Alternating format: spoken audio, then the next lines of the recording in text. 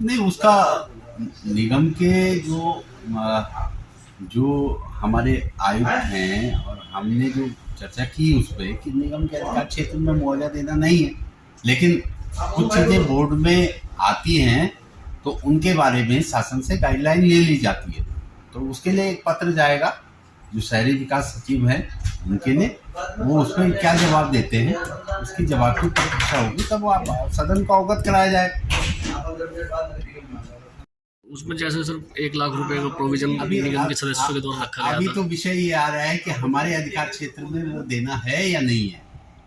तो जो जो हमने नियमावली में अब उसमें देखा गया तो उसमें कोई प्रोविजन नहीं है।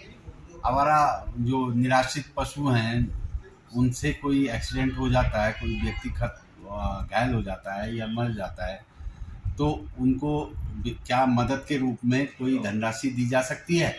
तो इसको हम पहले अपने को सुरक्षित रखते हुए शासन से इसके बारे में पूछा जाएगा और शासन उसमें जो भी कहेगा उसको आगे बढ़ाया जाएगा।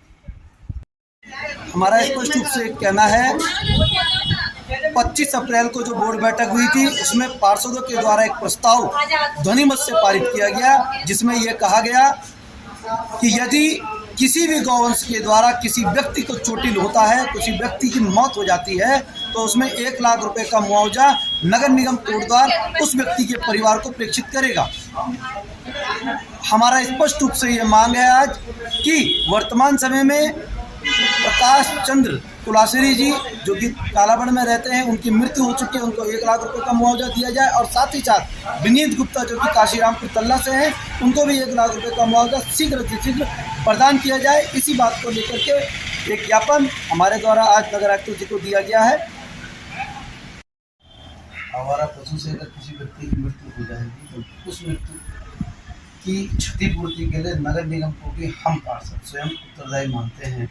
और उसी क्रम में हमने एक प्रस्ताव पास किया था कि 1 लाख रुपए की क्षतिपूर्ति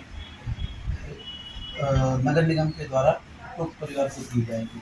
अब ये पुनः हमारे सामने ये मुद्दा एक बार फिर सामने में आ गया है, क्योंकि एक प्रकाश चंद्र कुलासरी जी है जो कालाबड़ में रहते हैं नंबर 4 स्कूल के सामने। स्थिति यह है कि उनको भी अभी कुछ दिनों पहले सांड ने मारा और आज भी 2 दिन पहले मृत्यु हो चुकी है। मेरा कहना यह है, और मेरा ही नहीं सभी लोगों का कहना है, पार्षदों का भी, कि भाई इसी क्रम को आगे बढ़ाते हुए उपभोक्ता परिवार को 1 लाख रुपये की क्षतिपूर्ति दें। इसमें जो बोर्ड प्रस्ताव ये हुआ था, लेकिन इसमें ये चीज़ थी कि इसमें क्लैरिटी नहीं थी। कुछ चीज़ों में जो बोर्ड प्रस्ताव होते हैं उसमें हमें शासन से भी निर्देश प्राप्त करने होते हैं, तो ये वैसा ही प्रस्ताव है। क्योंकि इसमें अभी जो वर्तमान में जो व्यवस्था है उसमें यह है कि इस प्रकार की दुर्घटनाओं के लिए माननीय मुख्यमंत्री राहत कोष है और भी दूसरे व्यवस्थाएं हैं जिससे इस तरह की क्षतिपूर्ति की जाती है।